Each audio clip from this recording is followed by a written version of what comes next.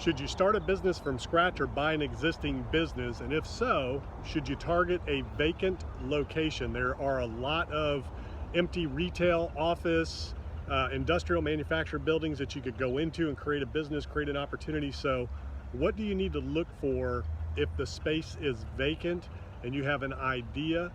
Should you go in there and create something from scratch, or should you buy something that's already in business? Maybe it's struggling, distressed, those types of things. So it's really going to boil down to, number one, what are your skills, abilities, talents? What are the opportunities? What are the potential to scale? And what are your barriers to entry? So if you're going to take over a vacant existing space, there's a lot of considerations you need to take in. Number one, who's the landlord? What are their terms? How much do they want for the space? How much is it going to cost you to renovate that space? How quickly can you get it open? And is it even the right location for the business that you're looking to do? Location is key, not just in real estate, but in business. Location can make a huge difference in your success and in the outcome of your business. So you really need to think about those things before you just jump in and take over a space just because maybe the price is attractive or the location may seem attractive, but not every location is right for every business. Even if it's a very busy, high traffic location, it may not be right for your type of business.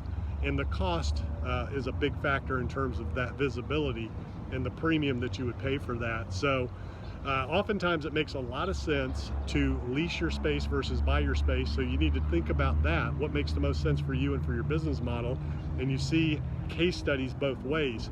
It's very capital intensive to buy a property. Sometimes it's better to invest that capital in leasehold spaces because you can get them up and running quicker with less capital and expand that footprint. If it's an existing operation and they're in business, then there's the human element that you're dealing with existing staff, existing employees, existing customer base, things like that. You have to take all that into consideration.